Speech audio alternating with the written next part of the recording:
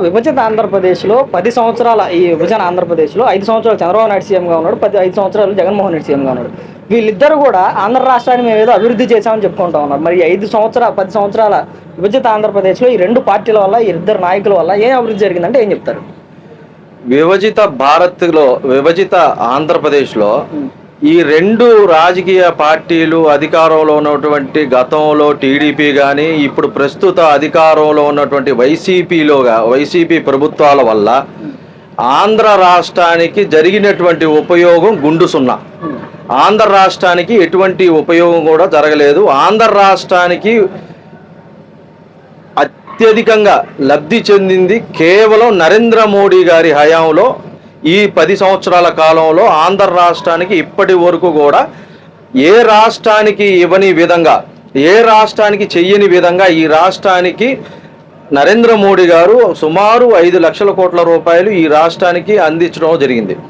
ఈ రాష్ట్రంలోనికి గత ప్రభుత్వంలో టీడీపీ వారు కానీ ఇప్పుడున్నటువంటి ప్రస్తుత ప్రభుత్వం వైసీపీ కానీ ఇరువురు కూడా స్టిక్కర్ ప్రభుత్వం అని చెప్పడానికి అందులో ఎటువంటి సంశయోక్తి కూడా లేదు. స్టిక్కర్ ప్రభుత్వం ఎందుకని అంటున్నామంటే ప్రతి పథకం కూడా, ఆరోగ్యశ్రీ కూడా మా కేంద్ర ప్రభుత్వం నరేంద్ర మోడీ గారు ప్రవేశపెట్టినటువంటి పథకమే. దాన్ని కూడా స్టిక్కర్ ప్రభుత్వంగా ఆరోగ్యశ్రీ పెట్టుకున్నారు. మేము చెప్పేది కూడా అదే. మేము కేంద్ర ప్రభుత్వం ఎంత ఇస్తుంది, ఎంత వాటా పెడుతుంది, ప్రతి పథకంలో ఉన్న కేంద్ర గవర్నమెంట్ ఎంత ఇస్తుంది, రాష్ట్ర గవర్నమెంట్ ఎంత ఇస్తుంది అని ప్రత్యేకంగా చెప్పమని చెబుతున్నాం. కానీ ఈ స్టిక్కర్ గవర్నమెంట్ ఆ పని చేయకుండా దానికి కొంతమంది మీడియా వ్యక్తులు కూడా, మిమ్మల్ని అనుకోద్దు, మీడియా వ్యక్తులు కూడా దానికి సపోర్ట్గా ఉంటున్నారు. కాబట్టి దాని విషయంలో మేము పరిపూర్ణంగా మేము చేయాలనుకుంది చేస్తున్నాము. అది భగవత్ నిర్ణయం.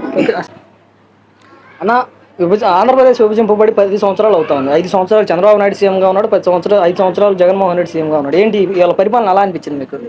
వీళ్ళ పరిపాలన అనేది కేవలం ప్రాంతీయవాదాలు, ప్రాంతీయ తత్వం తప్ప వీళ్ళ పరిపాలన ఏమీ లేదండి. ఇవాళ చంద్రబాబు నాయుడు గారు అంటారు ఏమీ లేదు, ఇక్కడ అంతా గుంటలమయం, గోతులమయం, ఏ అభివృద్ధి జరగలేదు, నేనుండగా ఎంతో అభివృద్ధి చేశాను అని చంద్రబాబు గారు చెప్తారు. నిజంగా చంద్రబాబు గారు కనుక అభివృద్ధి చేసుంటే ఇవాళ ఈ రాష్ట్రానికి పరిస్థితి ఎందుకు వచ్చేది? ఏమీ లేదని ఇవాళ చెప్పుకునే పరిస్థితి. ఆయన ఏమీ నిర్మించకుండా ఏదో నిర్మించామని చెప్పి ఇలా చేశారు. కానీ ఆ చేసిన 5 ఏళ్ళు కూడా కేవలం కేంద్ర ప్రభుత్వం నుంచి వచ్చిన సహకారం, కేంద్ర ప్రభుత్వం నుంచి వచ్చిన నిధులతోటే ఆయన ఇక ఏదన్నా ఉంటే చేశారు. కానీ ఆయన సొంతగా ఏమి చేసింది లేదండి. ఇకపోతే జగన్మోహన్ రెడ్డి గారు ప్రభుత్వం పప్పు బెల్లాల ప్రభుత్వం అండి. ఇది కేవలం ఆకర్షణీయ పథకాలు ఇవ్వటం, వీళ్ళని ఆకట్టుకోవటం తప్పించి అభివృద్ధి వైపు ఏమాత్రం ఇది లేదండి. అదే కేంద్ర ప్రభుత్వం ఎన్నో రకాల, ఇప్పుడు 23 లక్షల ఇల్లు ఇచ్చారు. 23 లక్షల ఇల్లు ఎక్కడి నుంచి వచ్చినాయి? ఎక్కడి నుంచి నిధులు వచ్చినాయి? 23 లక్షల ఇల్లు ఆంధ్ర రాష్ట్రాన్ని చిన్న చూపు చూశారు అన్నారు. ఉత్తర రాజస్థాన్లో కూడా ఇంత భారీ ఎత్తున నిర్మాణం జరగల. ఇక్కడ ఇచ్చారు. కేవలం కేంద్ర ప్రభుత్వం నిధులతో సమకూర్చిందే తప్ప వీళ్ళు చేసింది ఏమీ లేదు. నిజంగా అభివృద్ధి కానీ వీళ్ళు అనేది ఏంటంటే అసలు కేంద్రం ఆంధ్ర రాష్ట్రాన్ని మోసం చేసింది, నిట్ట నిలువున వదిలేసింది. తిరుపతి సాక్షిగా ప్రత్యేక హోదా ఇస్తామని ఇవ్వలేదు, కడప స్టీల్ ప్లాంట్ ఇస్తామని ఇవ్వలేదు, విశాఖ రైల్వే జోన్ ఇస్తామని ఇవ్వలేదు. అదేవిధంగా అమరావతి రాజధాని విషయంలో ద్వంద్వ వైఖరిలో నడుస్తుంది. అటు వైసీపీకి సపోర్ట్ చేస్తుంది, టీడీపీకి సపోర్ట్ చేస్తుంది అనే విధంగా కేంద్రం పైన నిందలు వేసే విధంగా ఇప్పుడు ఉన్నటువంటి ప్రాంతీయ పార్టీలు, అన్ని పార్టీలు మాట్లాడుతూ ఉంది. దాన్ని ఎట్లా చూడొచ్చు? మీరే చెప్పారు, ఇది కేవలం నిందలే. అమరావతికే రాజధాని అని బీజేపీ కట్టుబడి ఉంది. అమరావతి రాజధానికే బీజేపీ కట్టుబడి ఉంది. ఇది మా యొక్క పార్టీ వైఖరి స్పష్టంగా చెప్పాం. ఇకపోతే ప్రత్యేక హోదా అంటున్నారు. ప్రత్యేక హోదా టీడీపీ హయాంలో చంద్రబాబు నాయుడు గారు కానీ, వైఎస్ఆర్ హయాంలో జగన్మోహన్ రెడ్డి గారు కానీ చేసింది ఏమి లేదు. కేంద్ర ప్రభుత్వం నుంచి ఏమైతే సంక్షేమ పథకాలు వచ్చినాయో ఆ పథకాలకి వాళ్ళ పేర్లు పెట్టుకుంటూ, రాజన్న పథకమనో, జగనన్న పథకమనో ఈ పేర్లు పెట్టుకుంటూ, అలాగే చంద్రన్న పథకం అని చెప్పి ఆ పేర్లు పెట్టుకుంటూ వాళ్ళ పేర్లని సెంట్రల్ గవర్నమెంట్ ఇస్తున్న దాన్ని వాళ్ళ పేర్లు పెట్టుకునే ప్రజలకు ఇచ్చారు. కానీ వాళ్ళంటూ చేసిందే లేదు. ఉదాహరణకి అనేక సంక్షేమ పథకాలని మన గౌరవ ప్రధానమంత్రి నరేంద్ర మోడీ గారు పేద ప్రజల కోసం ఇచ్చున్నారు.